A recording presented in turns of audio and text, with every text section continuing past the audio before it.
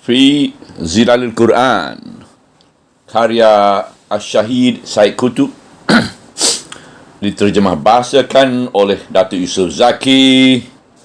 Semoga Allah memberkati dan merahmati ruh-ruh mereka. Tafsiran ayat 280. Ayat yang berikut menjelaskan hukum-hukum hutang yang sukar untuk mendapat bayarannya. Cara melayani hutang yang seperti ini bukannya dengan mengenakan riba, tangguh bayaran, iaitu melanjutkan tempoh bayaran dengan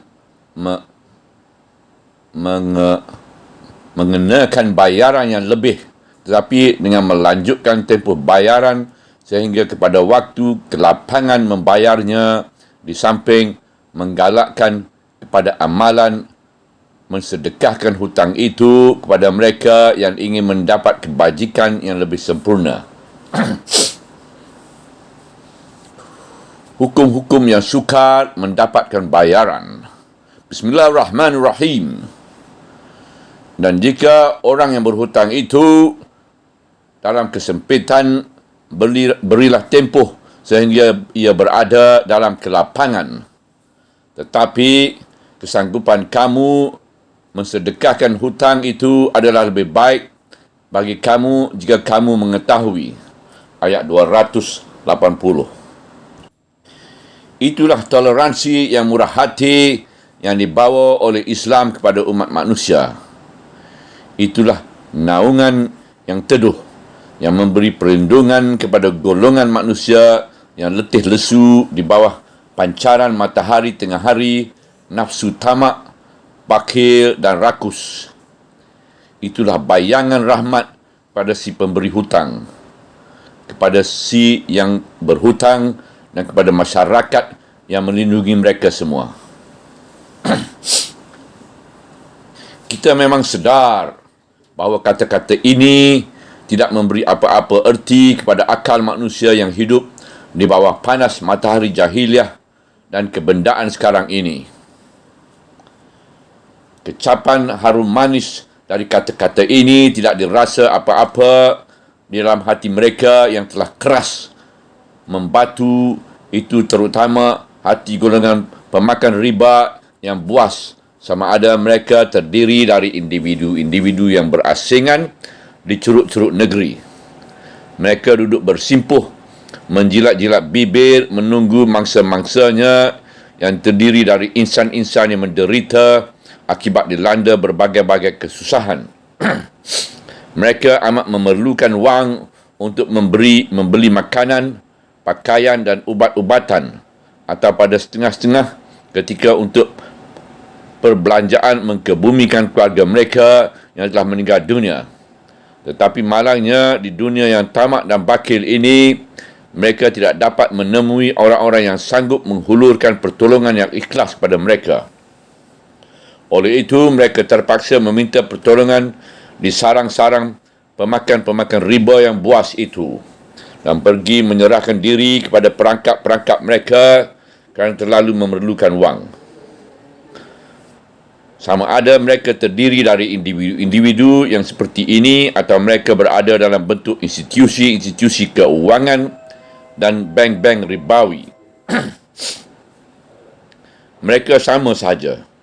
Cuma yang berbeza ialah golongan yang akhir itu duduk di pejabat-pejabat yang indah, di atas kerusi-kerusi yang empuk, dan di belakang mereka tersusun buku-buku teori-teori ekonomi, karangan-karangan ilmiah profesor-profesor, institusi-institusi pelajaran tinggi, universiti-universiti, undang-undang dan peraturan, pasukan polis, mahkamah dan angkatan tentera. Seluruhnya siap sedia untuk menjustifikasikan jenayah mereka dan melindungi mereka, dan seterusnya untuk mempersalahkan sesiapa sahaja yang teragak-agak untuk membayar faedah riba pada peti wang mereka atas nama undang-undang.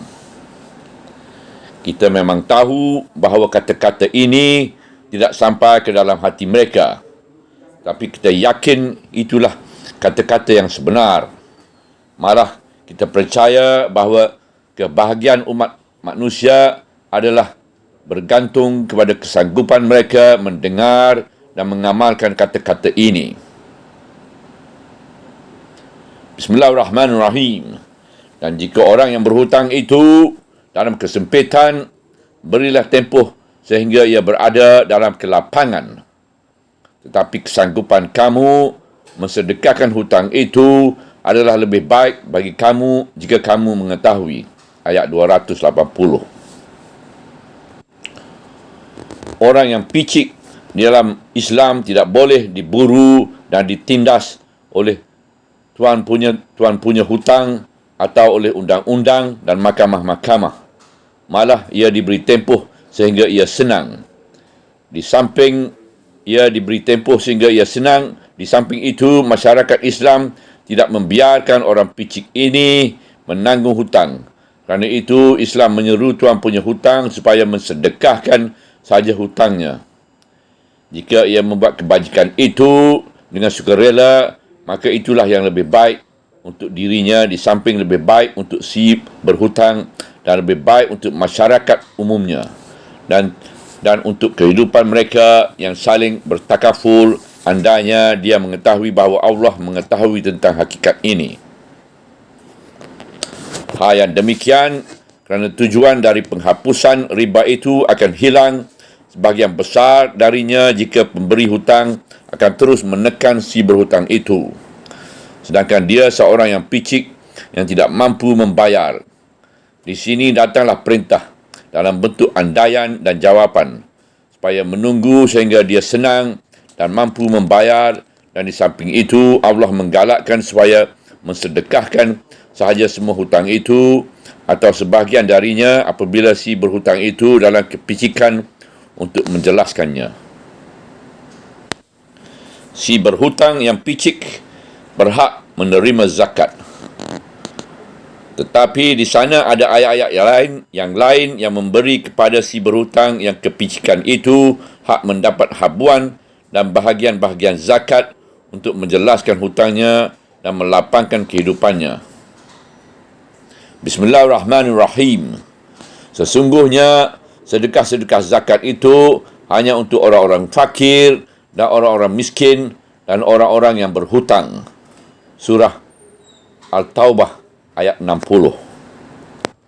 Iaitu orang-orang yang berhutang yang menggunakan hutang itu bukan untuk memuaskan hawa nafsu mereka atau untuk menikmati kenikmatan-kenikmatan hidup mereka. Malah mereka menggunakan hutang itu untuk tujuan yang baik dan bersih. Tafsiran ayat 281. Hari kiamat merupakan hari penyelesaian agung. Bismillahirrahmanirrahim. Dan peliharakanlah diri kamu dari azab hari kamu dikembalikan kepada Allah. Kemudian di sana setiap orang diberi balasan yang sempurna terhadap segala amalan yang telah dilakukan dan mereka tidak sekali-kali dianiayai. Ayat 281. Ini hari kepulangan mereka kepada Allah dan hari setiap orang mendapat balasannya yang sempurna adalah hari yang amat sukar dan memberi kesan yang mendalam dalam hati orang yang beriman. Pandangan hari ini terbentang jelas di hadapan hati nuraninya. Kedahsyatan hari ini menggegarkan hati nuraninya kerana berdiri di hadapan Allah pada hari ini adalah satu kenangan yang menjadikan seluruh dirinya gemetar dan menggigil.